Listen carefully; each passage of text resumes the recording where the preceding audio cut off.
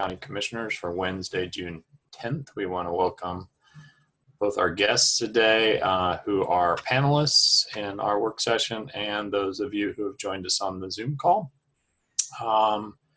Today we're going to hear a presentation and discussion about the COVID-19 impact on the jail population and criminal justice processes. I'm going to turn it over to our County Administrator, Sarah Plinsky, to just review some protocols that we have for our work sessions. Thank you, Commissioner Kelly.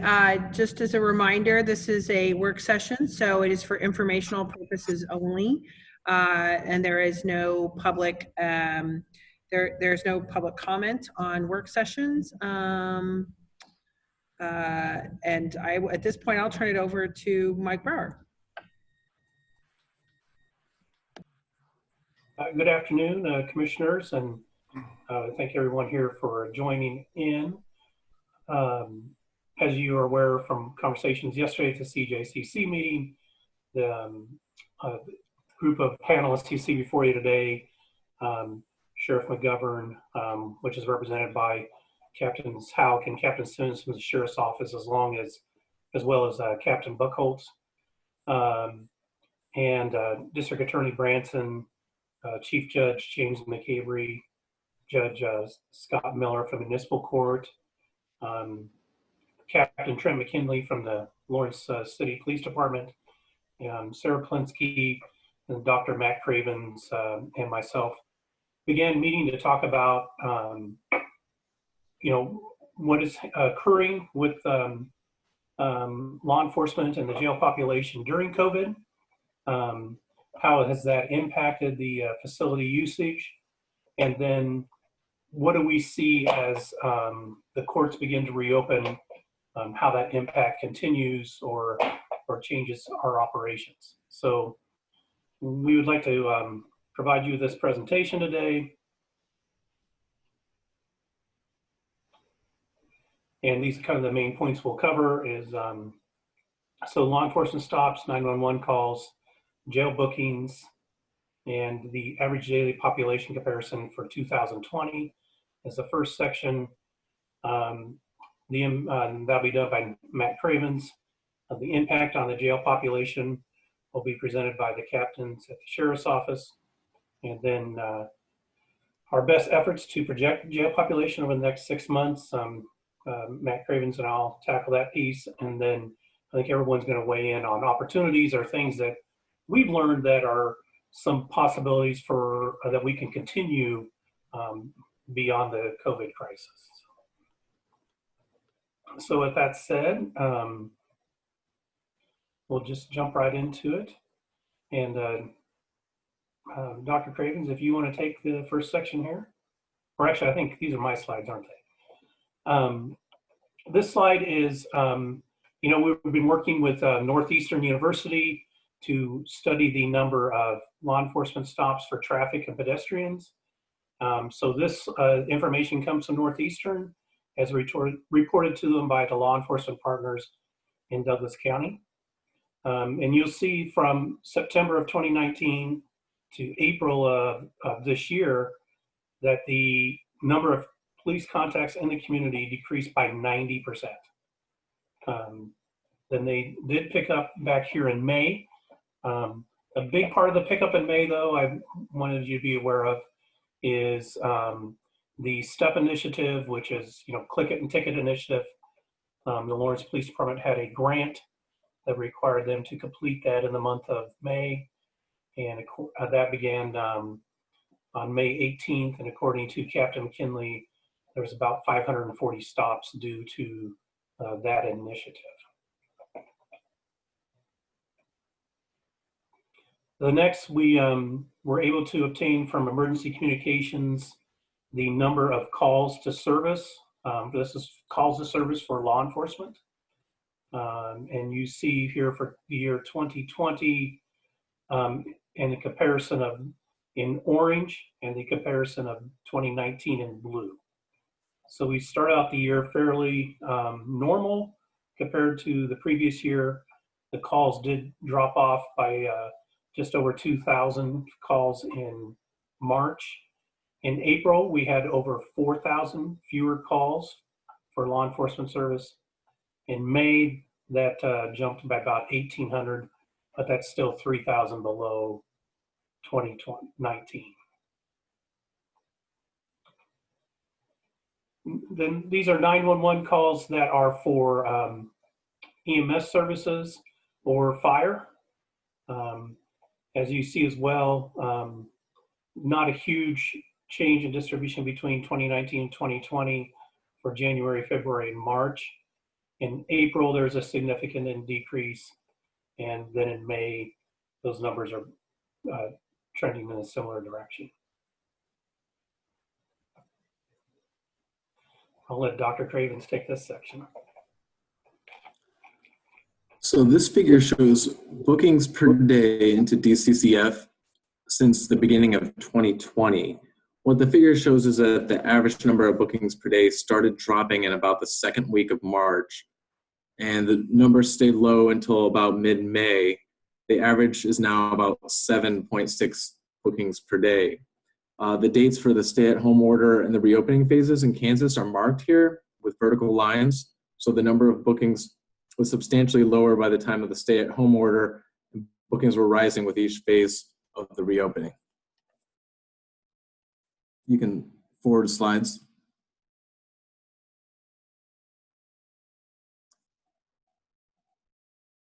The jail population has declined this year from about 200 in January to 148 last Friday. Yesterday it was 150. And the recent rise in jail population roughly tracks the dates of the reopening, which are indicated with vertical lines here. And next slide. So what we did here is compare the charges that inmates had in jail on February 16th, 2020 to the post-COVID time, April 23rd, 2020. Most inmates have multiple charges, and for assigning inmates to a category here, we select the most serious charge using this as a hierarchy. And some of the things you can see from the top of the chart are that the number in jail for the most serious offenses stayed about the same from February to April. So there's not a lot of difference on those top offenses from February to April. Not shown here, a higher percentage of April inmates were pretrial and a lower percentage were sentenced. The number in jail for the least serious offenses declined, so that would include misdemeanor theft and misdemeanor traffic. There were fewer in jail for DUIs in April, post-COVID. The number in jail for assaults, battery, and domestic battery declined, and the number in jail for drug possession declined. You can see that towards the middle of the chart there. And finally, there were fewer in jail in April for robbery, burglary, and theft. So that's about all the conclusions that we drew from this analysis here.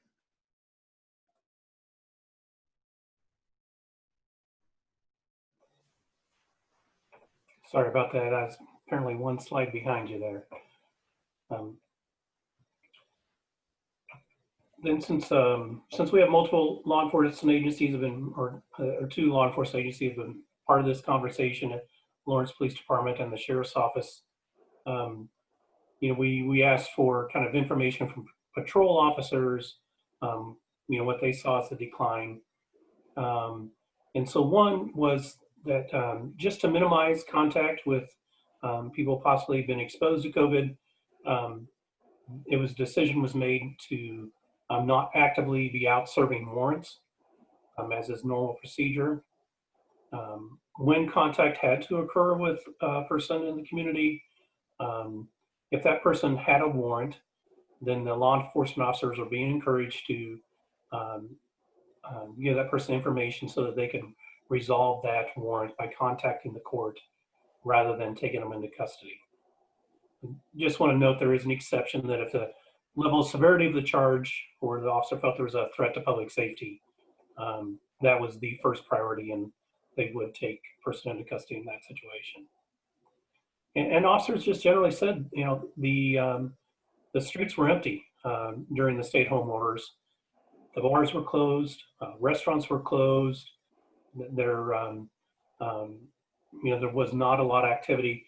And I think the law enforcement contacts and the 911 calls echo that statement by law enforcement officers.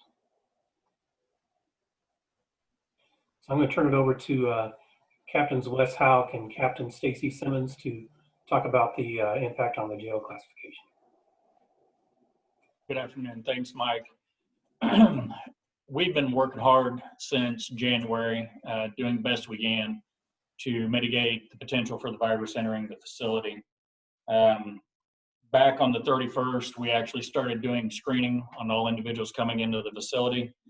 We started making arrangements in the facility from that point on to start finding a way to put individuals in an observation location in our facility. This started out to be in booking, which we were housing both men and women in individual cells, obviously not together. And we were doing observations down there before they would be allowed to go up to an actual housing unit. We quickly outgrew that, started having to use some of our medical cells, and then we have exceeded that. So what we had to do was the sheriff got on the phone, made a phone call to one of the local counties who was not taking anybody, and they offered to take our female population. At that time, we opened up the men's minimum housing unit. It was emptied out. And we were putting our observation men into the women's unit, which is a 28-bed unit. But since it's not ideal and we were doing best we could, we would not cohort individuals coming in for that 72-hour observation period. That took away 14 beds immediately off the top. So we went from 186 beds to 172. The minimum unit we left open and tried to do the best we could to work to get some short-term commits in and out that we knew that were building up. Unfortunately, that unit was used for a short amount of time, and there was a small turnaround in the individuals that came in and went out. And when that was done, we brought the women back from the out of county, and we were able to put them in the men's minimum housing unit. So that has now become the women's unit, which is a 28-bed unit. To date, we got 11 women in there, understanding that these are individuals that we can trust to be behind a door that isn't locked. This is a secure housing unit only in the sense that when they go in, other people can't go into their cells, but they're dry, so they're commons areas for that housing unit. The women that have to be behind a secure door are still being housed down in our booking area. So those medium and maximum and special needs individuals are being housed down in our booking area. And if there's overflow that needs to go, they'll go into our medical unit. We have done the best we can trying to follow the CDC, ACA, NIC guidelines for what has been put in place during COVID. Understanding that the ideal situation is to have a 14-day quarantine or observation period for everybody that enters your facility. Due to space limitations, due to physical plant, we were put in a situation where we had to resort back to what we could do, which is the 72-hour observation. This is only, it's basically the minimal amount that we can do. This is what healthcare professionals, public safety officials, anybody that's out there that is serving the public in any way, shape, or form is recommended to be back in that 72 hours by CDC. Let's see. Miss anything on that, Stacy? Anything you'd like to add? Yeah, right now, because we had to move those women and we put those women in the men's minimum unit, we do have cells available. So when we say we have 20 or 25 cells available, half of those are for women. So we are starting to feel the crunch already as our numbers start to rise with phase 1 and 2 and 3 opening up. We've already seen a rise in domestic calls and arrests. So we're trying to find places for those individuals. We have a total of 74 beds in facility that do not lock. So it's still becoming an issue of max is full, special management's full, medium is full. So we're trying to find space to house those folks that need to be behind a door. It's coming to the point where we're looking at different plans when we kind of get back to the normal courts start to open, and what we're going to be able to do with these individuals, where we're going to put them, whether that be programs, rooms, back opening those rooms up in the housing units, or just the actual programs rooms in our facility, keeping in mind that there are no bathrooms or showers or areas for meal service or recreation. Hit the next slide, please. So when we talked about losing those 14 beds, and we talked about being a direct supervision facility, we usually leave about 10% of the facility to try to be able to move people up and down in classification so that we can manage the housing units and the population correctly. So when we go to 172 and we lose that 10%, that drops us down to that 150 to 155 as functionally full within the facility.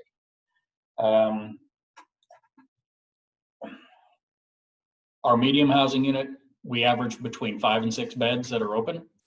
Our max, as Captain Simmons said, and special are full. Our work release unit, which is now basically our minimum unit, it's a 46 bed, and we run with that being almost with maybe 10 beds open on a daily basis.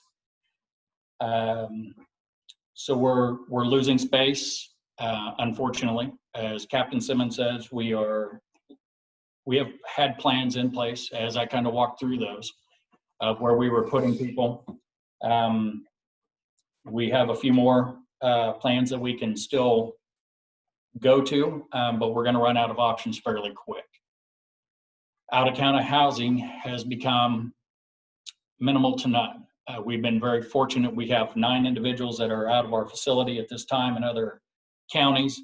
The county that took the women was gracious enough to at least take back some people, the males, and that has helped a little bit. But all the rest of the individuals that we partner with have said the soonest that we may potentially even look at this is July. And the others won't even give us a time frame. So we're really at the mercy of what we have available here, and if or when those other individuals, potential other counties that have been helping us out, choose and to open up their doors again. The other challenges that are soon going to be on our door that we are going to have to work through are when the courts do open.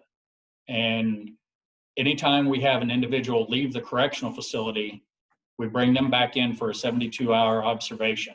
So if they go to the doctor's office, they come back and they sit for 72 hours for observation. We don't want to have them leaving the building and then coming back in and going right back into general population, knowing they've had contact outside the building, and we've done such a good job so far of keeping it out. But when we start sending people to court and they start having to leave the building, these are conversations that Judge McCaber has reached out to us about, and we will be sitting down and talking to him to see how we're going to do that and how that looks. But when you have basically 14 beds to do observation for bails, and we average 5 to 6 beds taken on a daily basis, those beds are going to fill up fast.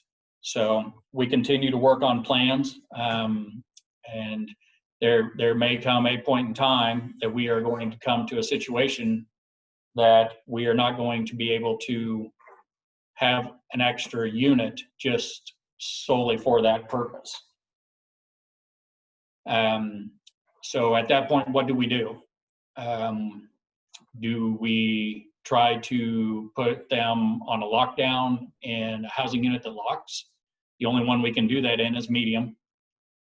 We can't do that in our work release. As Captain Simmons says, it's open bay, it's barrack style. So everybody's around everybody. Minimum, those doors don't lock, so they have to use common areas for restrooms. We can try to separate them by tier and try to police that the best we can, for lack of better terms, to control making sure that they don't intermingle with those individuals that are out in the day area and cleaning behind. So we are working very hard. The staff is working very hard. They have done a phenomenal job with what they have been faced with in the last few months. And, you know, as we move forward, we'll continue to work through this, but this is the reality of where we are right now.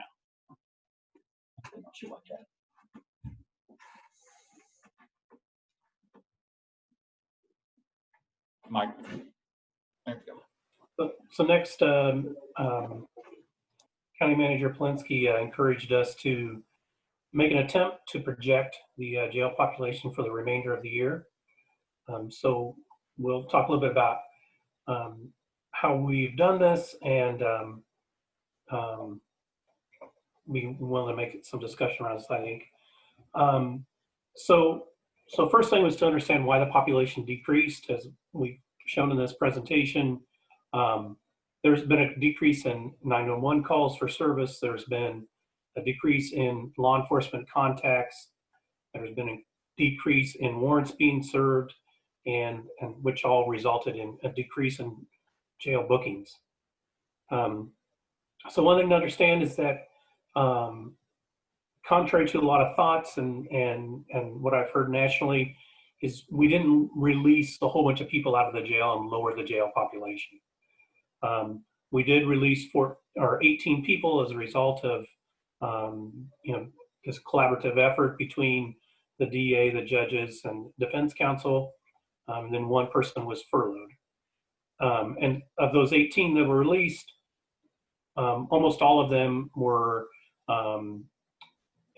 people serving sentence. They were nearing the end of their sentence, and so modification was made to release them early. Judge Miller had a good example of understanding how the jail population works. As it's a constant in and out. We release almost as many people from the jail every year as we book into the jail. So his analogy of using a sink and the water level makes a lot of sense. If the water level is at a certain level and water's draining out of the sink just as fast as you're pouring water into the sink, the water level remains constant.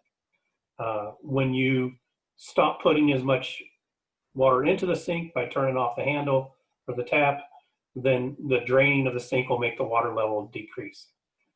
That's what has happened here in Douglas County, is the jail populations decreased because we stopped adding people to the jail. In an effort to do that, so then the question remains, and this was the initial question of why we got together, is to ask this, is this a sustainable situation? And in our conversations, both as a group and both talking to some different organizations nationally, and let's not believe that this is a sustainable situation. The stay-at-home order is ending. You know, with the beginning of phase 1.5, we saw an increase of contacts in the community and an increase in jail bookings. You know, the courts are in the process of reopening. That will impact the jail population. And then, of course, the fact that unemployment is at a record high is just a concern generally for the criminal justice system. So we anticipate, as the courts reopen, we begin functioning, that we're going to see a spike in the jail population. And what we have learned in talking to partners is that there are, that we have people out there that are waiting to be charged, possibly booked into jail, or we have people that are waiting to serve a sentence in the jail, a minimum mandatory sentence in the jail. So we believe that this is going to total around 40 additional bookings. And I'll talk a little bit about the jail population trends when we get to that graph. So the City of Lawrence Municipal Court reports Initially, when we began meeting, they had 20 persons who were waiting for minimum mandatory sentences. Part of that conversation, the sheriff's office and Judge Miller began collaborating to get some of those people in to serve those sentences prior to the population increasing. So we've cut that number in half to 10. The district attorney's office has about 50 people that they're waiting to charge in cases. DA Branson, who's on the panel today, reports that they're going to send summons to those individuals to appear in court. And of course, when our fear is that that will create some failures to appear, and then which will generate warrants, and those people will be booked on those failure to appears. Then intensive supervision probation, they are waiting on 11 persons to serve time in the county jail. So in trying to understand the jail population, we took the last 5 years of jail population ADP by month. So 2015 to 2019, this is the average population each month. And then we took the average of those populations for the purpose of looking to see what was the fluctuation from month to month in the jail population. As you can see, looking at the 5-year average, January, February, March, April, not a huge change in the jail populations, but in May, population starts to go up. It climbs all the way till September, and then slowly goes back down towards the end of the year. So if we have this spike in June and July of 2020, we think it's fair to imagine we've been as, I think on Monday morning, we were at 157. A spike of 30 to 40 people now begins to talk about looking like we did in February of this year. So we took the number from February, applied it to August. We then moved that number based on our averages. And these are kind of the projections for the remainder of the year if bookings and court processes stay the same as they have for the last 5 years.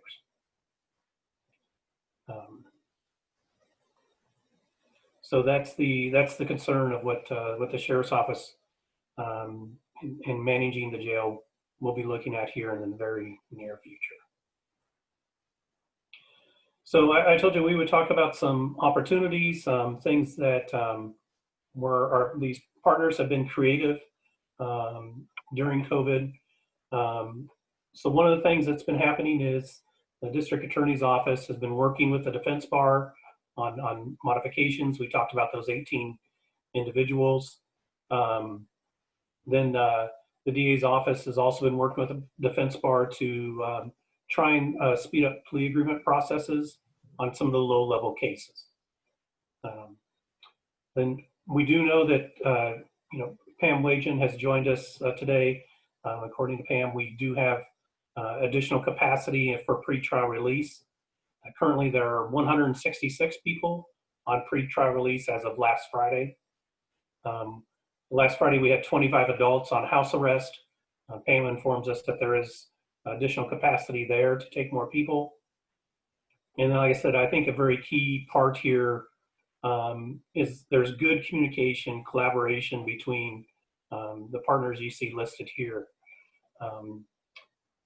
And so with that, I'll be glad for anyone else to share any comments or to listen to questions by the commission.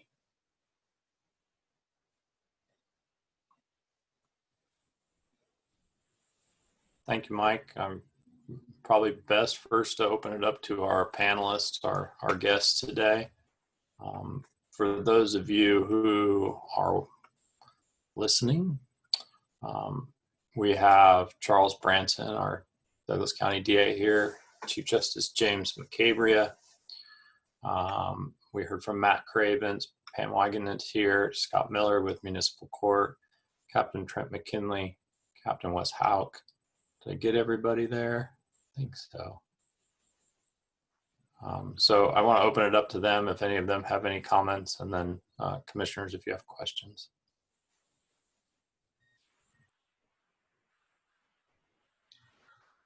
Well, nobody started out yet, so I guess I'll start out. For those that are listening, this is Charles Branson, District Attorney. You know, I watched this presentation yesterday at the CJCC, and I was digesting it and trying to figure out, things that I thought needed to be said or should be said, but I'm still too busy kind of digesting through all the information that we've been presented. We've created a bunch of new programs to take pressure off the jail. Behavioral health court, women's diversion program, drug court, pretrial release, and bond supervision.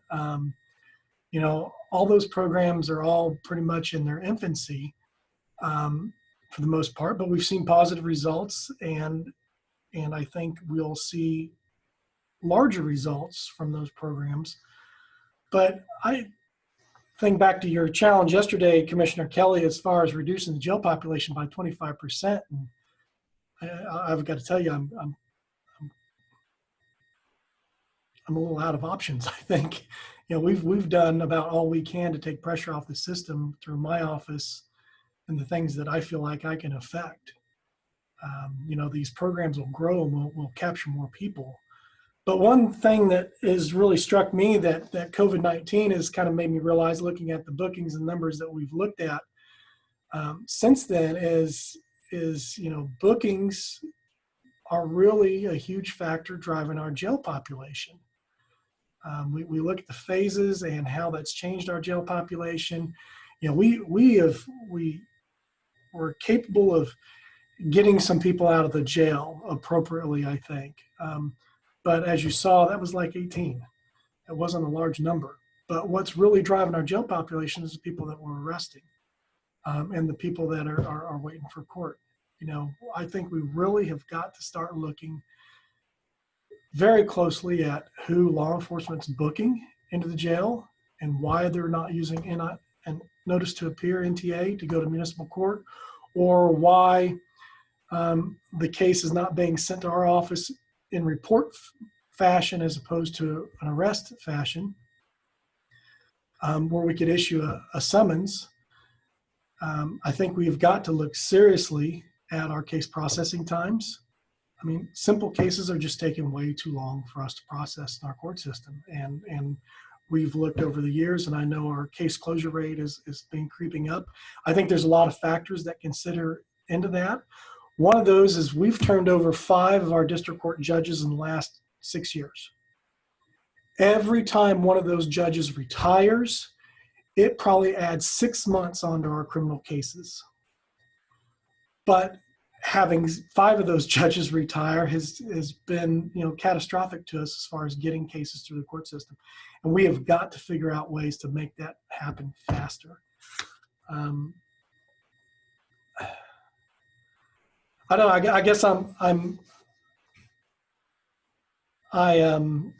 took the commissioner's challenge seriously yesterday. I'm happy that the county commission and the city are finally talking on these things. We have had offers to help us with a research. The commission has expressed desire to bring the city back to the table. I suggest we continue to explore any of those offers out there for us to research and try to identify the ways we can do things. I think those of us inside the court system have tried to create as many alternative programs as we possibly know how to create right now. We've tried to overturn all the stones, but if there's somebody out there that can show us another stone to overturn, I think we need to take up that offer. Obviously, we're not in a sustainable position. Our jail is going to be crowded again in August, and I'm out of ideas without bringing in more people to the table on how we can resolve that. We've got to figure out how we can keep our bookings down and how we can move cases faster. That's just some of the thoughts I had. Thanks, Charles. I appreciate you stepping up first and sharing your thoughts. Others? Can I ask a question in regards to bookings that Charles was just talking about? Or do you want to go ahead with all the panelists first? I think that's fine, Commissioner Druso, go ahead. Okay. And this may be something I didn't understand. Maybe Mike can pull it back up. Mike, there was a slide that I think listed municipal court, like 10 cases, DA's office had like 50, and then intensive supervised probation. Do you know what slide I'm talking about? Could you pull that back up? Because I want to make sure that I understand it correctly. If you can pull it up, that way everybody else knows what I'm talking about.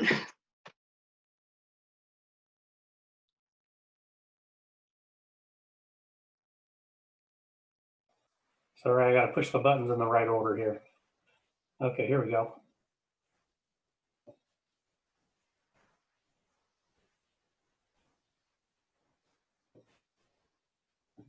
Oh, that's not the right one. Let's see.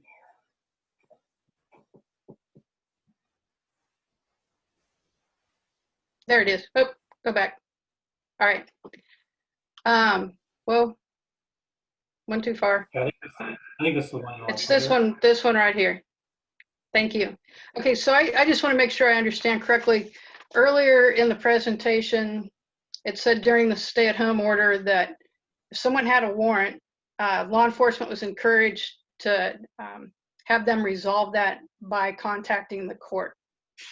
And then on this slide, it says failure to appears will receive warrants and be booked. And I guess my question is,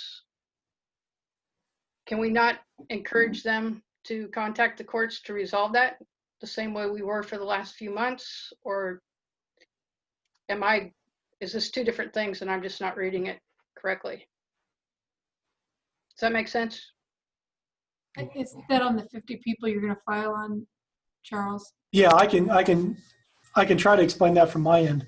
The 50 people we have referenced there, since the courts were shut down and with the emergency order, we only had a list of about 8 or 9 things that we could actually have hearings for. Because of that, we stopped filing out of custody cases. So therefore, if somebody was arrested, booked into the jail, we would review that case, and if charges need to be filed, we would file charges on that case. If the other way cases would come into us, law enforcement goes out, investigates a crime, submits an affidavit and report to our office. We review that affidavit and report. That person's not in custody yet. Those cases we have been holding back, and we have not been filing those since the court has been essentially shut down. Now, once we get the okay from the Kansas Supreme Court to start having court again and having appearances again, we will start feeding those cases into the system. And once those cases start feeding into the system, we'll file the charges. They'll go to a judge for review. If the judge approves the charges, we will request a summons be issued. That summons will go out to that person. But if they fail to honor that summons, if they fail to appear for court, most likely result of that will be that the judge then will issue an arrest warrant for them. And that's where we are concerned that, once we start feeding those cases back into the system, when people start failing to appear, we'll see additional arrests at that point. Does that make sense or answer that part of the question for you?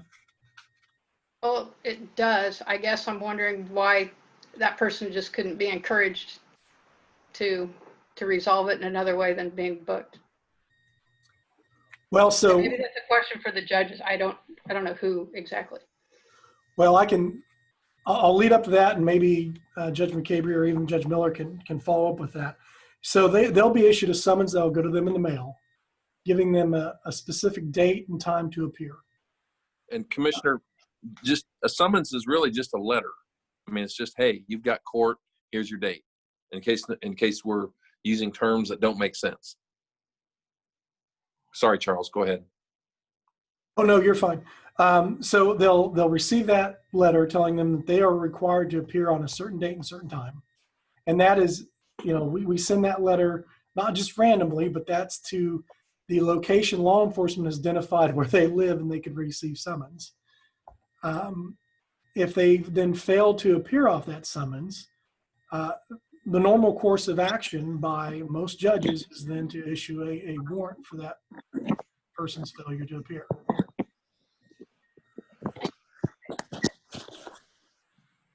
So it says in there, they'll be issued a warrant and booked. And we're talking about an issue with with bookings being the major issue here. So I'm just kind of curious if there are other options to start with that. Just a thought. Well, there's not been other options that generally we've employed in Douglas County, I can say, and I don't want to speak for the judge. He can certainly jump in there at any time.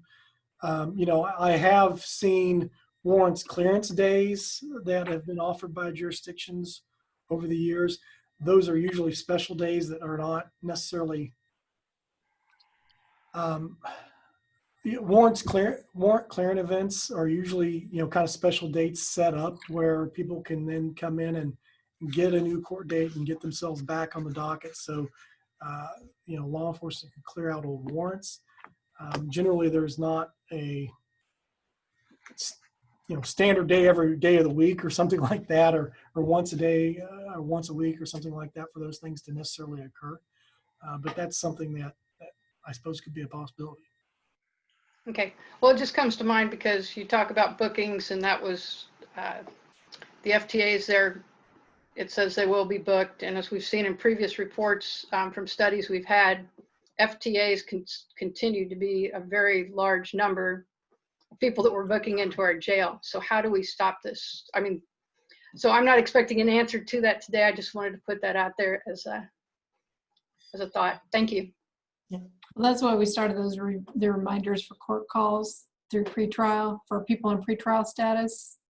Obviously, we stopped that during COVID, but that was one of the mechanisms to try and reduce our failure to appear rate, which is the #1 reason people are in jail. I wanted to give you a little perspective on the pretrial.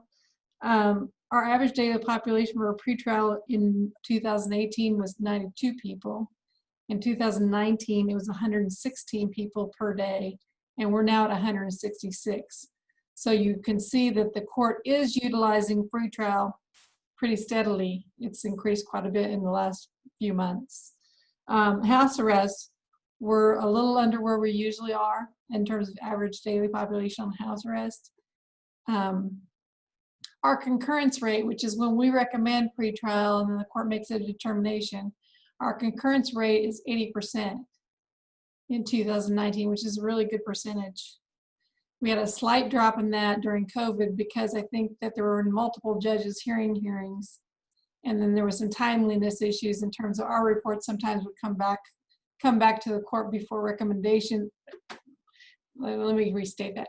Our recommendations would come later in the day, and sometimes they would receive recommendations from other persons, DA staff and others, prior to receiving our recommendations. We have about 5 individuals that I know of that have cash bonds who were also authorized to have house arrest who are still sitting in jail that have not bonded out. So there's only a really small handful of folks that we could still potentially get out of jail if they could pay their bond. Just wanted to give you that perspective. Commissioner Rousseau, if I can add on a little bit to Charles's explanation and to follow up on your question, when I was looking at the failure to appear numbers, and those are numbers I've seen before nationwide, they take up jail space. We had a judges meeting today, and we talked about that issue. And what I want the commissioners to know, what I would ideally want the community to know is every one of the judges shared that there have been occasions when, and not just, I don't know the right word, occasions. It is not uncommon that once we get a person before us, if they fail to show up for court, and it's the type of case where we don't have particular concerns about someone being hurt or someone having red flags that tell us that by them not showing up for court and us not knowing where they are, that we have a real concern, that it is not uncommon, especially if the attorney says, Judge, I spoke to my client he said he couldn't get a ride today, or the car broke down, or he thought it was a different court date. I mean, those are things we hear routinely. And, you know, all of us have been around long enough practicing before we were on the bench, and we know those can be real situations. And then, you know, over time you develop a sense of what justifies issuing that warrant or not. And so all of us have said to the attorney, I'm going to hold the warrant for 48 hours or until the next docket date. And if you get in touch with your client and get them here before then, you know, we won't have to worry about it.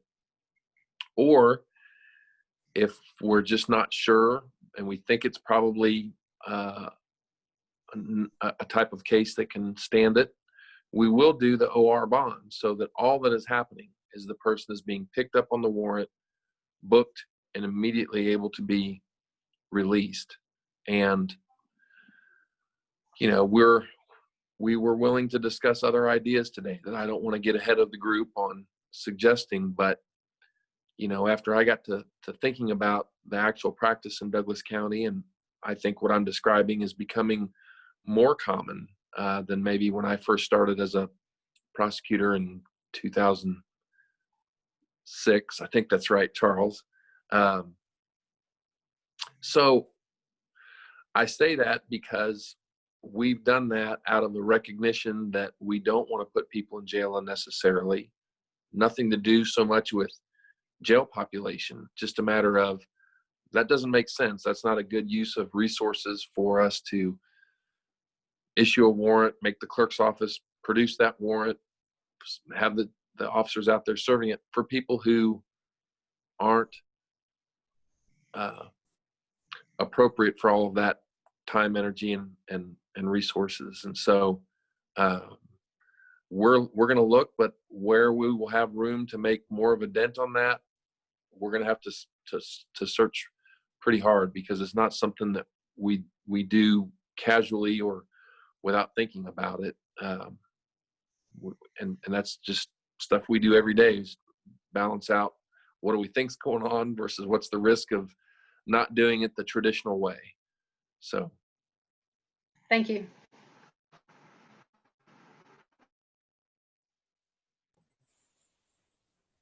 Thank you, Judge McCabe. I have a question for Captain McKinley, and it relates to a couple of different slides. One, Mike, if you could put up slide number 3, which is the total number of pedestrian and traffic stops.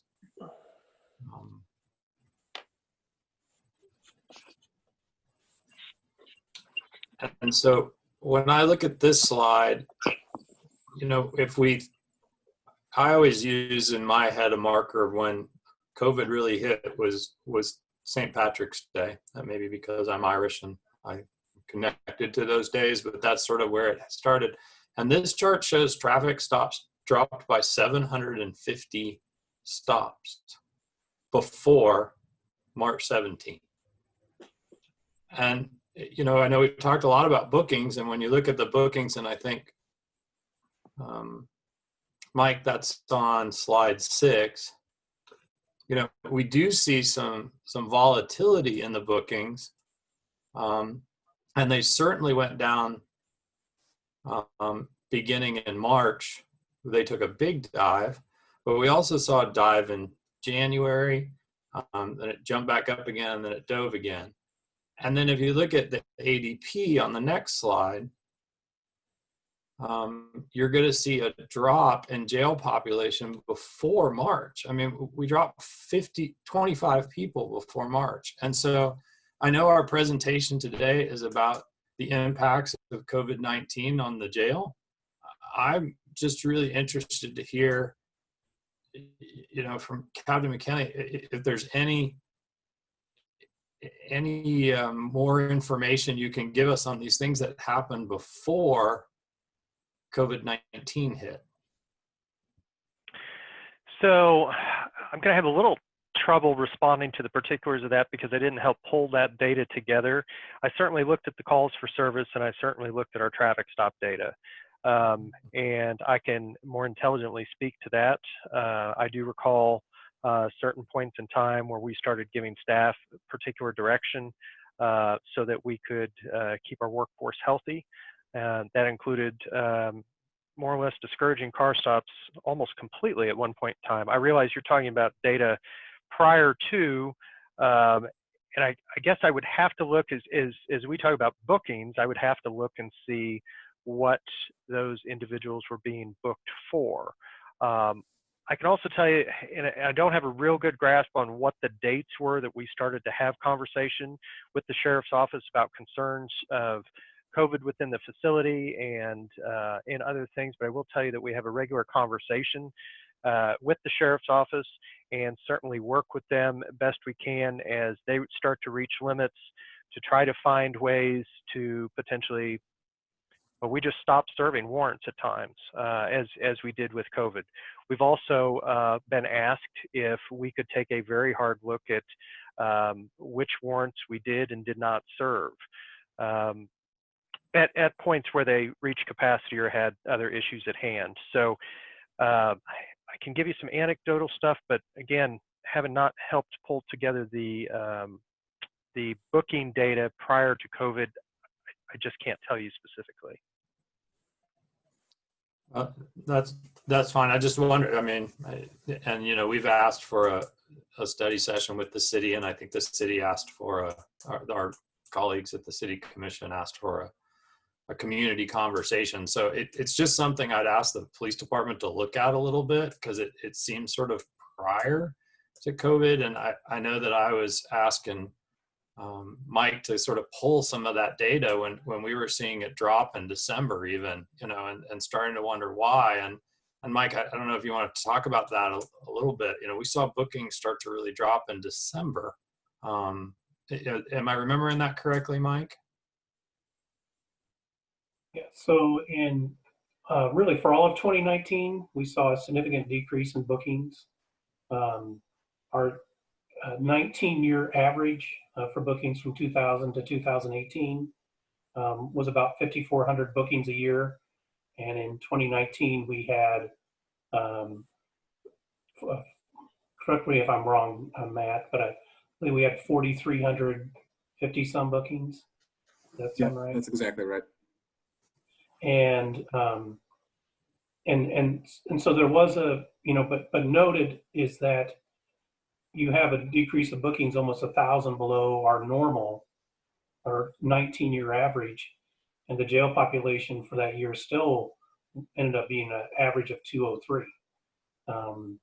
You know, the previous year was 219.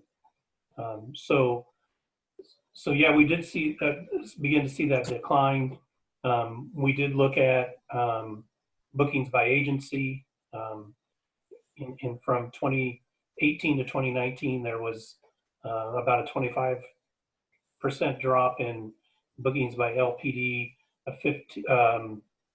was going to say 15% drop by the sheriff's office in bookings, and those are the two primary agencies doing almost all of the bookings at the jail. We have some from Eudora, Baldwin, KUPD, but not a significant.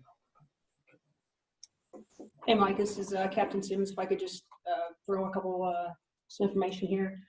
Part of the reason why the bookings dropped during that time, about 15%, is we were short-staffed in the facility. So we took those folks that we could spare off patrol and put them into the jail to work in those housing units. So we actually lost staff from our patrol division. So that's some of the reason why we would have lower bookings for the sheriff's office. In addition, I don't know if you could show the average daily population or the average bookings for the last 5 years, but during those months of usually December, January, February, those bookings are always down a little more during those months because they are colder months, and we just don't have as much activity during those colder months, so there'll always be a little bit of a dip there. I think it's slide 6, Mike. Oh, I'm on the wrong slide. Sorry about that.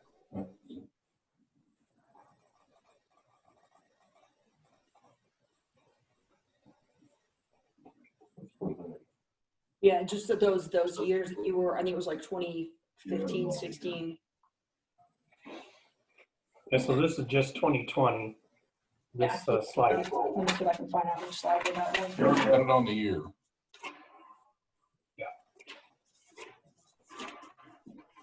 If I could just ask a question to Captain McKinley. Okay. Captain, I know you said before things really got serious with COVID, you guys had started issuing directions to officers to really back off on traffic stops, trying to keep the force healthy. And I'd heard that in the hallways here in the building even. Do you know when that directive kind of started going out? Because I noticed right before phase one, or right before the stay at home, there's, you know, pretty significant dip. No, it was the tail end of March, but as for a specific date, no. We did have conversations internally, and quite frankly, there was some concern on the part of our employees about how this was going to impact them personally, how we were going to do quarantines, how they could potentially be exposed to things here at work, and then where would they be quarantined? Would they be quarantined at home or elsewhere? And at that point, during some of those conversations, we just talked about the things that we had control of. In other words, we're going to continue responding to calls for service, especially those that are urgent and involve life safety issues. Other things we started handling by telephone. We started doing such a wide variety of things that, and I can't point to a specific date of that. I can tell you it was the very tail end of, I believe it was even the last week of March. But yeah, I don't have that. I will touch on one other thing that you did mention though, about things that we can do. When we talked about options for issuing notices to appear in court, that's something that we regularly do. You know, when it comes to a misdemeanor that's not occurring in our presence, it's pretty much a mandate that we issue an NTA rather than make a physical arrest. If we have a situation where an individual has mental illness and maybe that's the underlying cause for what occurred, those individuals are diverted to the hospital rather than being taken to the jail. I know some of these things are things that are probably very obvious to the group, but I do want to make sure that you do understand that when we're custodially arresting people, as many people have mentioned, it's because a judge has commanded that person to come to jail and we're having contact with them. Even in that instance, if it's a misdemeanor warrant, maybe something that's through municipal court, we may consider not serving that warrant at that point. So those decisions are made on the street frequently. Other things with domestic violence, we're pretty much mandated to make an arrest, driving while intoxicated, other dangerous situations, or sometimes it's the multiple contact with that individual that's causing a problem that day. We've passed, we've issued the citation, and on the third call that day, we decide we're going to go ahead and bring them in on the outstanding warrant that we otherwise wouldn't have served. So I realize it's a little bit off topic, but while I have the mic, I figured I'd just let you know that we do work on those things to try not to bring individuals to jail. And just to validate Captain McKinley's comments, if you remember the presentation from Northeastern University at the May 9th or May 12th CJCC meeting, for a little over 4% of our law enforcement contacts lead to arrest, 23% lead to citation, 66% lead to a warning. So, so that's very consistent with what Captain McKinley's saying.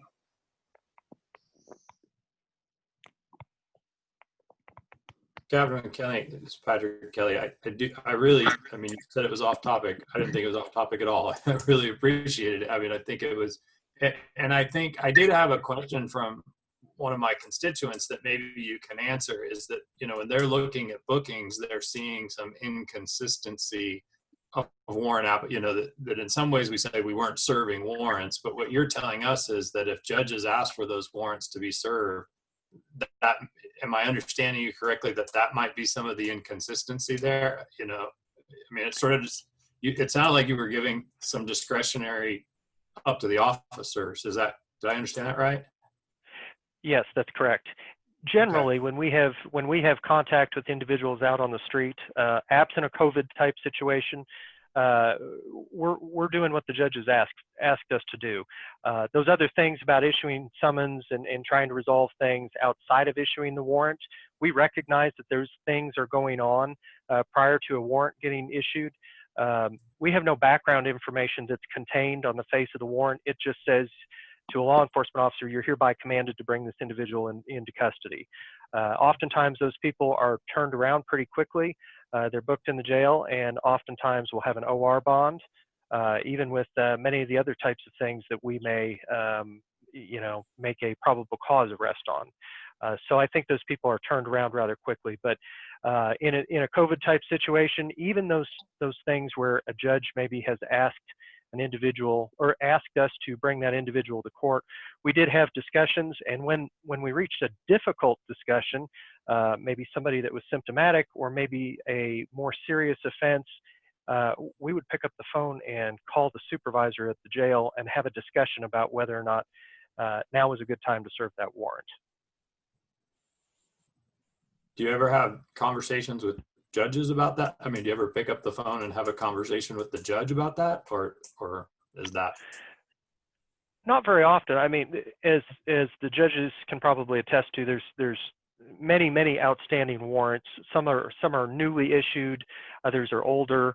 The age of the warrant, so if it's a very old warrant, that might be something that we wouldn't necessarily choose to serve. During daytime hours, sometimes we do direct people to the court and see if they can resolve it that way. But generally, if I guess in my simplistic way of looking at it, if those warrants are no longer valid or they shouldn't be out there anymore, the court can rescind those. So we just assume if the warrant is active that the court wants that individual taken into custody. So I'm trying to decide what to say here, but I've been a defense attorney, I've been a prosecutor, I'm a judge now. I have known lots of law enforcement officers in my personal life and professionally, and I am aware that law enforcement makes street level decisions using discretion that the system could not operate without, despite what the command of the law sometimes says. And that may not be a very wise thing for a judge or anybody to say these days, but it is a reality of the system. We are aware that people are sometimes told, you got a warrant, you ought to go fix it, because that's, at least a reasonable person could say, that's the right call to make at that time. And I've never lost any sleep over the fact that those discretionary decisions are being made. They are the same type of discretion that judges are making when we're asked in the courtroom by a prosecutor, Judge, the defendant did not show up today. We want a warrant for the failure to appear. I've been a prosecutor. I get that sometimes I just feel like I'm on the record. I need to make that request, and whatever the judge decides, he or she will make a call on whether they think this is really a case where a warrant should issue, or knowing that the judge is going to say what I just said earlier. Well, counsel, if you can get your client here in a couple of days, we won't worry about the warrant. We won't worry about the failure to appear today. I mean, those are the intangibles in the system that, as far as I'm concerned, having practiced in a number of different locations, I just believe that Douglas County and all of the agencies that touch the system are exercising in very thoughtful ways that are not, nobody is looking to jam up anyone unless, the circumstances would seem to indicate to a prudent person that's what needs to happen. So that's me speaking as a person out of experience. That's not me giving a stamp of approval to anything as a judge. I just think that shouldn't be left out of this discussion. And it's a source of head scratching for me when I recognize that so many of the agencies and the judges and the pretrial service program has been a tremendous help in relieving that pressure. And, you know, we, like I said, in the judges meeting today, we tried to discuss some ideas, and we're looking, but in so many ways, we're down to the bone when it comes to some of these things.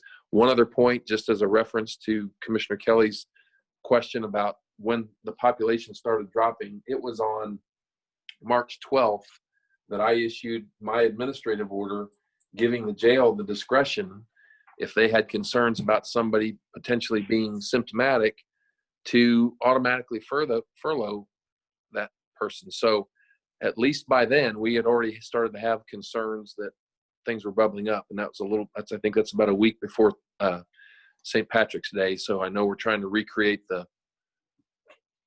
time frame here in the window, but that's just by that time, the jail had developed serious concerns, and I felt it was enough that, you know, we issued an order to give them that discretion. And that was very helpful, Judge, and we appreciated that. And what we wanted to also reiterate is that we didn't take that lightly either. And I don't believe to date we've had to use that order yet to release somebody from our facility strictly based on the virus. Well, it's all the things I just said gave me confidence that issuing that order would not be taken lightly and would be used with experience and discretion. And so, you know, for what that's worth. So in municipal court, we have a daily docket that allows anyone who wants to speak to me as the judge to come in and address whatever they want to address. And about 80% of the time, what they want to address is a warrant that I've issued or a failure to appear that they've had, and they don't want something bad to happen as a result of that.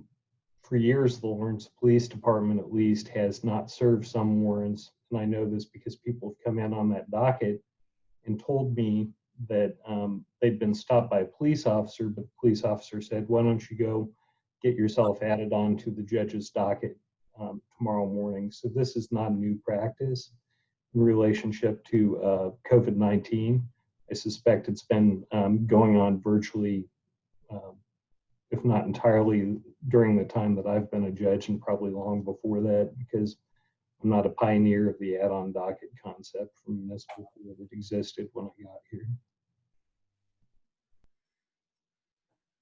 Thank you, Judge Miller. Appreciate that. I think Commissioner Thellman has a question. Thanks, Patrick. I have two, actually. I'm kind of aware that we don't have a whole lot more time. I got the impression that Judge McCabrian maybe had more to offer in terms of some of the ideas that the judges had kicked around. If that's true, I'd sure love for him to have a chance to share those. But maybe more importantly, I'm really concerned that we need to know kind of what the process is going to be to make some decisions among the people who can actually change the trajectory of these numbers. The CJCC isn't meeting for another month, and it sounds like each of your offices are considering kind of kicking around ideas and really thinking hard about this. But I'm just concerned that we need some sense. Is there a process? Is there an organized effort among you all to coordinate your thinking, or begin to get some kind of new policy or new process in place amongst you all that might help us, not have people sleeping on the floor of the jail? Or because a month is, we'll be there. I'm concerned that I want to know what we do after this meeting to meet this crisis, and understanding we all have work to do on it. So, Commissioner Thellman, since you asked, we did have our judges meeting today, and I don't want to get ahead of anything that we can say, and I have to be careful what we say, because every decision is going to be made on a case-by-case basis, and I don't want to create the impression that we are prioritizing jail issues or political issues and I don't say that in any disparaging way, over what we think is the right call in each individual case.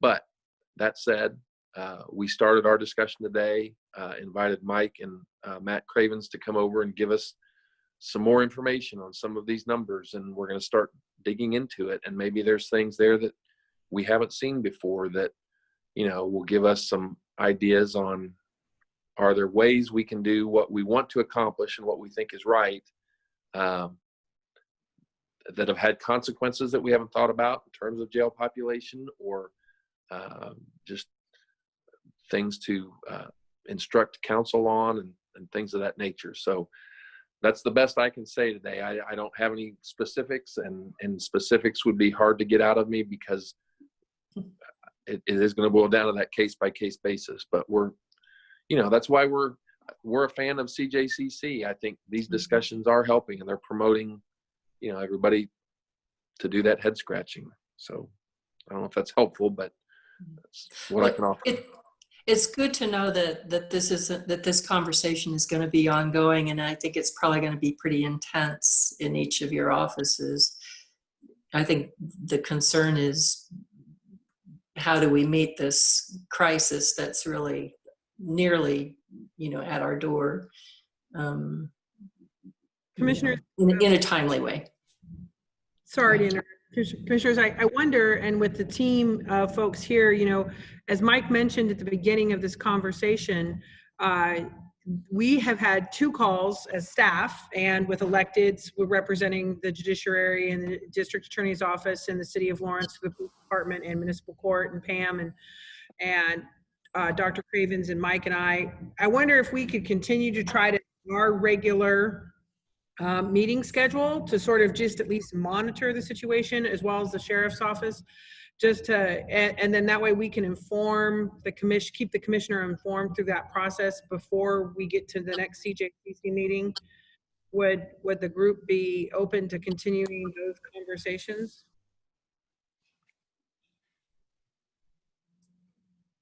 Yes. So could we have like a part 2 Yeah. of this work session, like soon? I don't know, next week, or what kind of options do we have? Because I still have several questions. I don't know if it'd be best if I just emailed it out to everyone that's on this call, or if we can have a work session part 2. Well, I had a work session scheduled for next week on the letter of intent to manage the crisis center. I would certainly be willing to take those questions from commissioners, pass them on to the team through Mike, and we can continue to talk about those. I can try to get the group back in front, but I think it sounds like we may need to do some more pulling together, at least of potential options, and just in conversation points before we'd be ready to make recommendations. Is that fair? So I'm all in favor for another study session. I know it may not be able to be next week. I think I want to be a little cautious of how we communicate. I want to make sure the public is engaged and and they hear those questions as well, and they I'm noticing we have 23 attendants. I think at one point we're up to 31. So I want to make sure that they have an opportunity to hear that. So, certainly we can collect the questions, but I think we should ask them out loud as well when we get together again. I want to say, I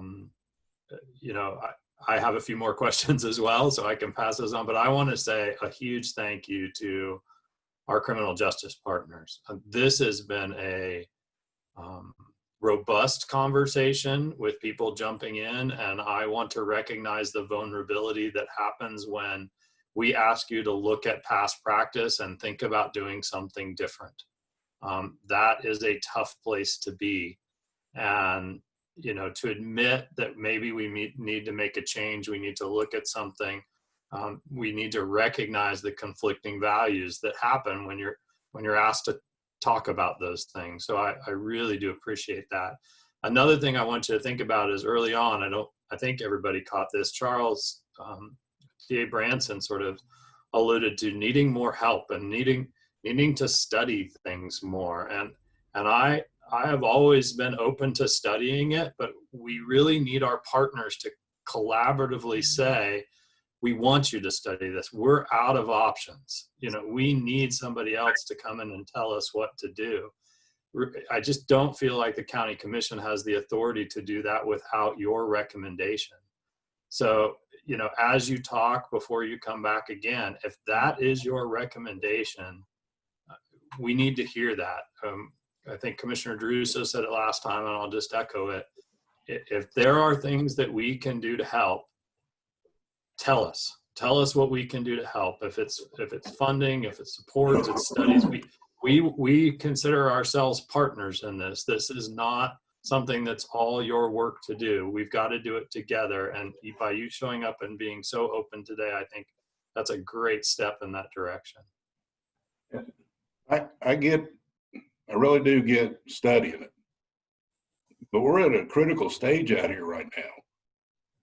And we're at options, I get it, but we need to help now. Not tomorrow, not the day after, we need it now. I appreciate that, Sheriff. I just wanted to make sure that we followed up with Charles's question there, that we didn't get to that wall. I guess before we end, I want to just make sure as the folks on the panel are thanked, I think we all owe a huge thank you to the folks who are working in the jail and have kept that facility from having any positive COVID activity. And that's a minor miracle, but it is because of just massively dedicated and hard work. And so we owe you a whole lot of thanks, but I think we also hear the sense of desperation that you are in a crisis, and it's dire. And I think we all owe you also, we owe you a thank you, but we also owe you some solutions, even if they're not perfect and even if they're not what we're used to. I think we all are going to have to stretch ourselves. And I appreciate that we have folks at the table who, it sounds like, are willing to do that. So thank you. Very well said. So I will visit with Mike and this team after this meeting, and we will get back in front of you as soon as we can and make that work, and as soon as feasible with the parties involved. I would take any questions you have. We can include that in my weekly memo. So if we want some transparency in terms of the questions we're going to ask this group, we can certainly do that. And then we'll look for an opportunity to get back in front of you in the very near future. Sounds great. Thank you, Sarah. And thank you, everybody, for attending today. We'll adjourn now so we can get a little break before our 5:30 business meeting. Okay. Thank you. Thank you.